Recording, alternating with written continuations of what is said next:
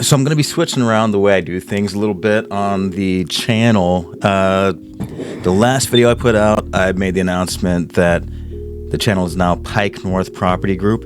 There are a couple of other things that I plan to do a little bit differently. But first, I want to talk about construction in Roanoke. And kind of as a special treat, I actually went out there to the location. So I'm going to go ahead and roll that, and then I'll be back. We'll talk about what's going to be new on the channel, what to expect, and the market update.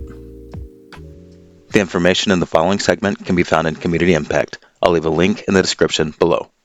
Hey, how's it going? It's Dalton with Pike North Property Group, and if you've ever found yourself wondering why is there so much construction going on in Roanoke, I've got your answer. See, behind me is a $4.2 million investment in the heart of the area, in the heart of Roanoke, and it's designed to bring filmmakers and creatives to the area. I don't know if you know this, but the city of Roanoke is now designated as a media production development zone. What that means: a 2-year exemption for state and local taxes related to the construction, maintenance, and expansion of media-related projects. And right behind me is the epicenter of the project, which is a 22,000 square foot building. It used to house a lovely restaurant called Craft and Vine. I used to go there. But from the top to the bottom, it is going to be converted to a premier high-tech production studio. And it's right here on 310 South Oak Street. And if you're thinking to yourself, oh my gosh, there goes one of the great restaurants in Roanoke, trust me, there's no shortage of fine dining in Roanoke, amazing nightlife, bars, restaurants. I'm gonna get a little bit closer of a shot of the construction and then get back to the studio.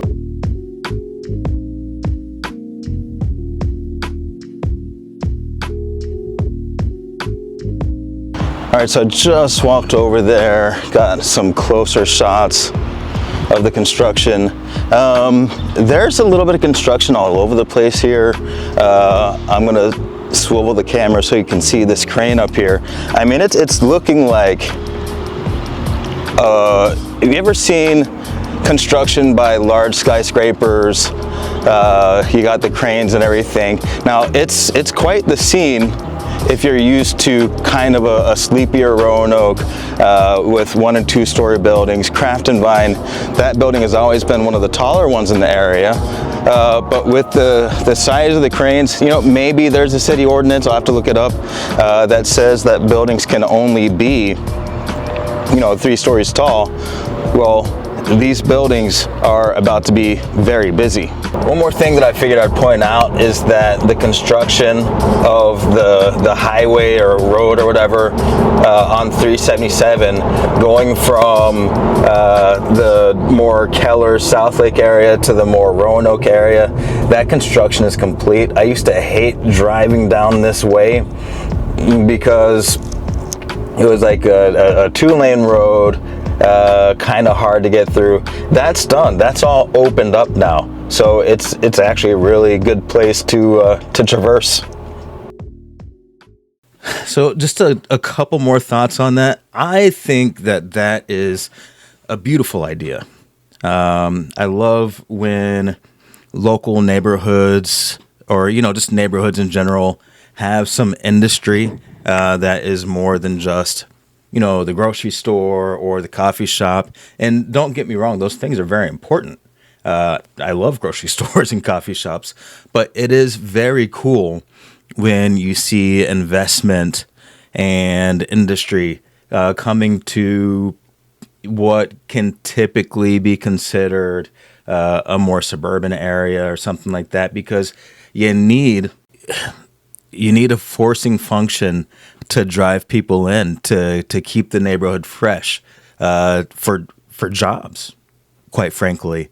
And I think that is it's a really great way to do it. I think there are going to be, like, you know, 100 or so jobs. There's going to be some revenue coming to the city of Roanoke, and it is going to be a draw to the restaurants and things that are already there. So in my opinion, it's a net gain. And according to the paperwork, it's a net gain as well. So anyway, let's move on to the market update. So this is something that I'm doing a little bit differently. I'm going to be putting out a weekly video that is about the general market, Dallas-Fort Worth and Arlington. So those are going to be the statistics that I'm running through. And then once a month, I'm going to niche down into Tarrant County. But I'm doing DFW and Arlington because I do get out, everywhere in DFW.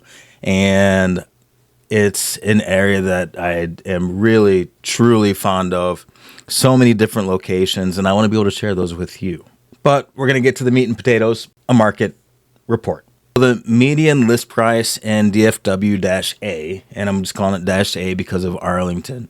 So the median list price in DFW-A is $450,000, and that is going up just a little bit. Price per square foot, the average is $199 per square foot. Median days on market is 49, and 43% of homes have seen a price decrease, and only 4% have seen a price increase. So if the price has decreased, would I consider it to be a buyer's market? I wouldn't necessarily say that.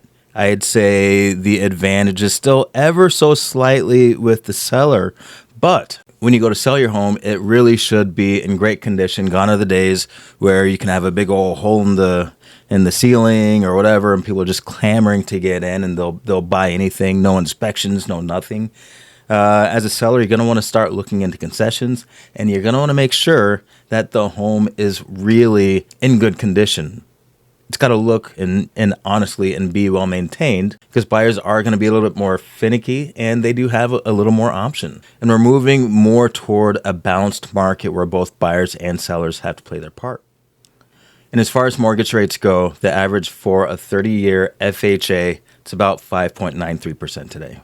That's it for now. This has been Pike North Property Group. You've been great. I've been Dalton. I'll see you next time. If you or anyone you know wants to buy, sell, invest, or lease in the DFW area, reach out to Pike North Property Group. That's pikenorthtx.com, residential and commercial real estate.